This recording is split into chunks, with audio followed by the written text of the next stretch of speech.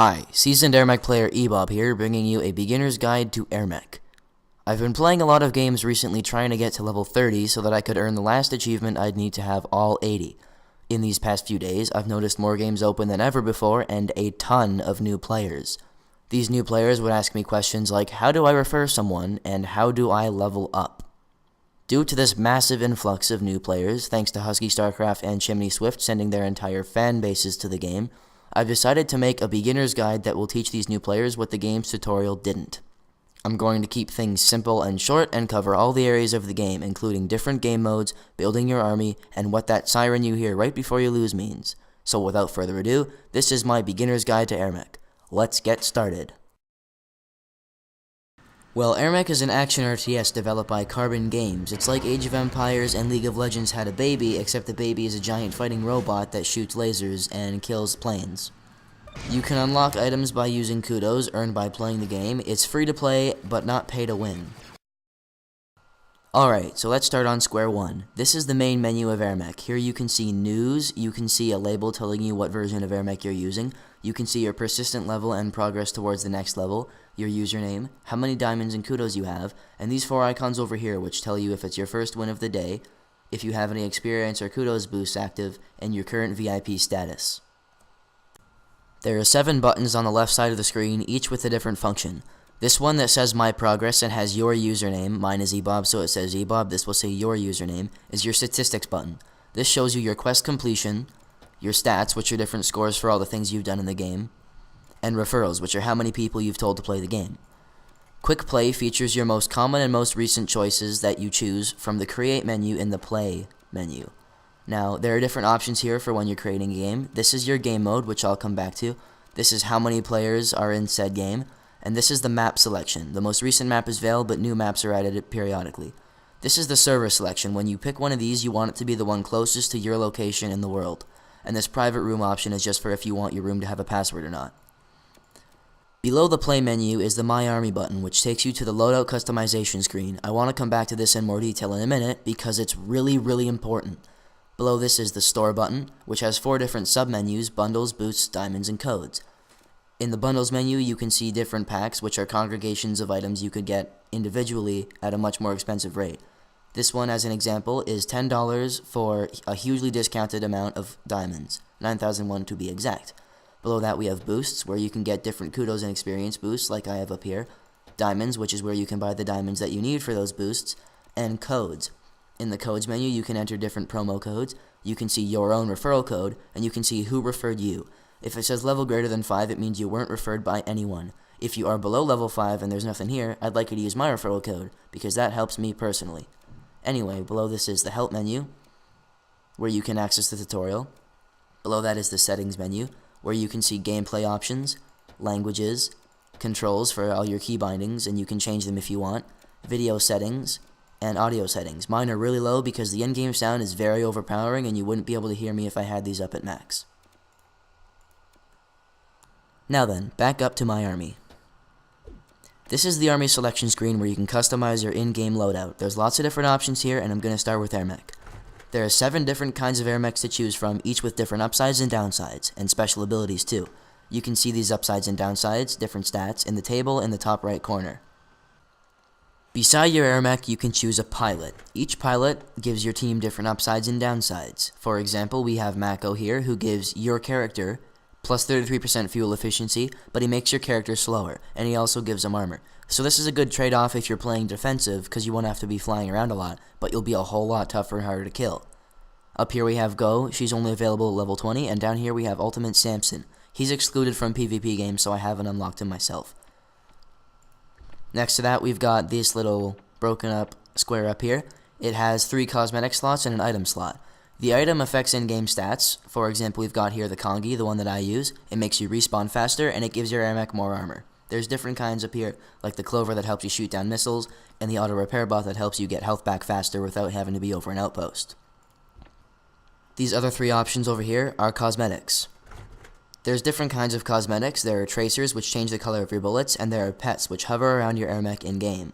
This is a timed item, which means it's going to disappear after a while, and these ones that are locked simply means that I haven't unlocked them yet with diamonds or kudos, whichever one they cost, and I can't use them in-game. If they're grayed out, it's a level cap thing, and you can't unlock it yet at all. Cosmetic items don't actually affect the in-game play, so don't feel compelled to waste kudos on them if you would rather have a certain unit, because let me tell you, units are the backbone of your army.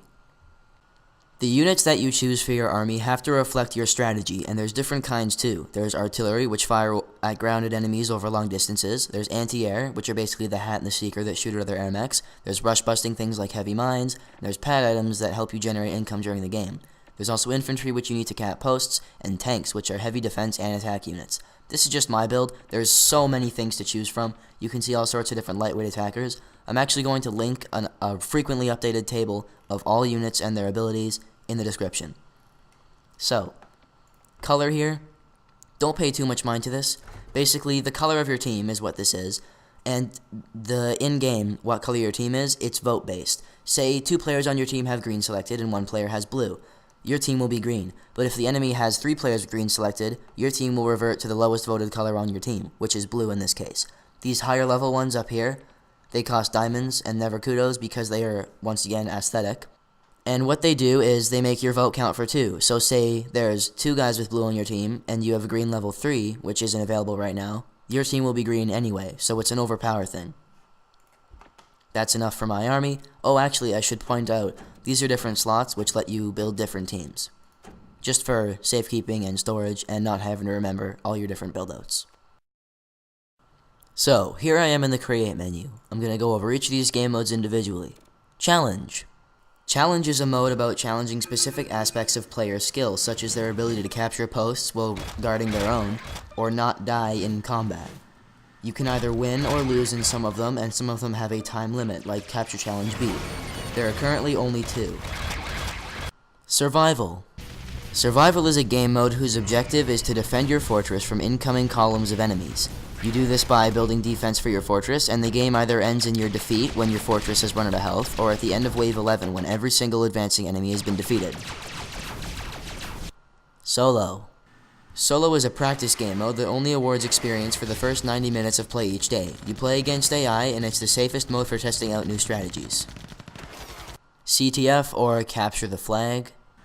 In Capture the Flag, the objective is to fly over the enemy's base and retrieve their core. Then you must bring it back to your own base and drop it on one of your fortress's pads to capture it. This will result in the enemy's base taking damage, but you can't capture a core while your own core is away from the base. You need to retrieve your own core before the enemy core can be used to deal damage to the enemy base. You can simply do this by returning your core to your base in one of the pads.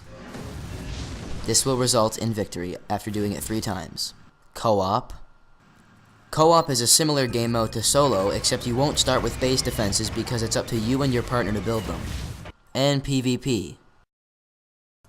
So, I'm going to be using this PvP mode to show you the bulk of the game. This is the before game screen where you can edit your army loadout, piece by piece, like so, and it also has an invite button to invite friendly players if you're in the Steam version like I am. You can also see your opponent's loadout, and if there are multiple players, the slots next to you will be occupied. So, the object of PvP is to build enough units to build up a significant army and deal enough damage to the opponent's base to destroy it. You can accomplish this through a variety of methods, including backdoor, harass, rushes, all sorts of different things. Let me show you how to harass an enemy player real fast while my Gemini builds. You can come to their base and shoot at their moneymakers, forcing them to come back and stop you from doing so. Like this enemy player here is doing. By the way, that's BirdBrain5. He's actually... I'm in voice chat with him. He can hear me, but I can't hear him. I'm just using him for tutorial purposes. So you can come back here and do this. And destroy moneymakers and cause the enemy some problems. You'll have to move around a lot more than I was. But when you're playing Neo, you're really fast, so it's easy to get away. It might not be so easy for other Airmechs. Now, you can defend posts by putting different troops all around them, and you have to remember to build moneymakers. If the enemy comes and destroys yours, you'll want to replace them as soon as possible and build some kind of defense to stop them from doing it again. I'm not going to go over every individual strategy, but in PvP it's usually a good idea to try and cap as many outposts as you can because there's this thing called overtime. Once the game is past 30 minutes, everyone will start taking damage. That's not good, and you only want that to happen if it's near the end of the game, you're in a stalemate, and you have more outposts.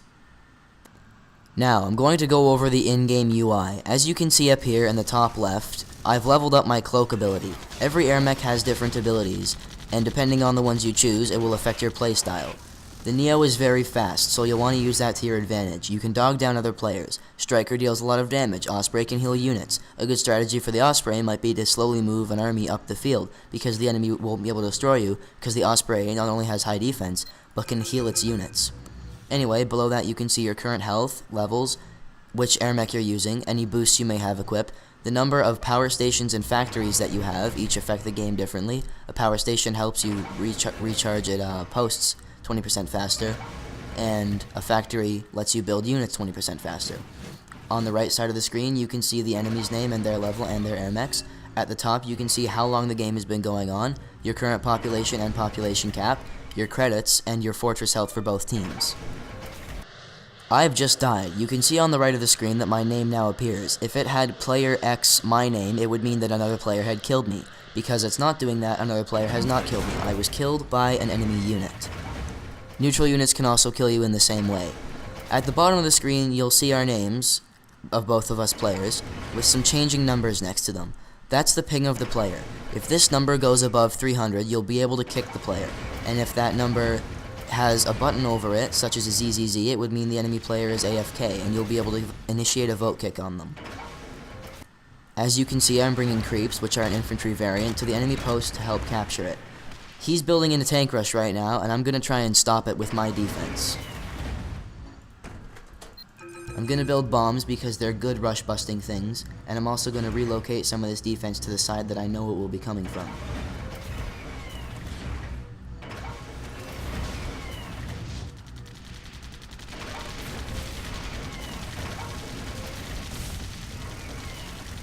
Come on, you, fly away. You can bait players into having to leave, and you can also do this to make Ospreys have to come up. There are different ways you need to play the game, depending on your build and what Airmech you're using. It looks like I'm going to be able to stop this rush, but if it had Goliaths in it, or the enemy was out-leveling me, I might not be so lucky. Right now I'm being backdoored. It's usually a good idea to build some kind of defense behind your base to stop this from happening, because if he carried a unit back there with him, the damage could be devastating. Now I'm going to scare him off. The Neo has superior firepower to the Osprey, so he'll have to leave after a while, and I can dog him down the way I did before and make sure he doesn't get away. Now that he's dead, I may try to counter, and do the strategy to him the same way. I can simply bring a tank up to his base, drop it off in attack mode, and watch the damage fly. If you're harassing like this in a situation, you might be blowing up an enemy moneymaker, and he might try to move it. If he moves it, shoot at his fortress. You need to give the enemy incentive to do certain things and guide the game the way you want it to be guided. Right now I have his shield up, which makes me very hard to kill. Now he's building base defense to stop himself from losing, but there's still so many exposed sides of his base, so I could use all of these to deal serious damage.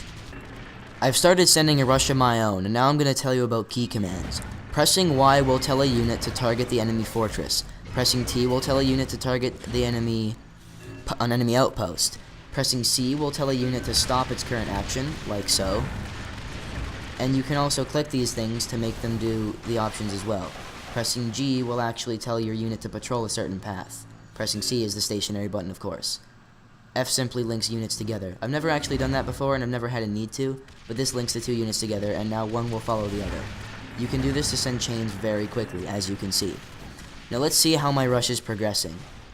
Nick has built up a defense over here, so I'm going to have a hard time getting through it. I may want to land and help my team fight. This is usually a good idea if you have to get the rush through right then, because sacrificing your own life might not be as bad for you. I'm going to try and fly away. I didn't make it away. His armadillos killed me before I could do it. Now little does Nick know, well actually he does because I'm saying it and he can hear it, I'm actually sending a rush up the other side while my tanks individually clash up against that side.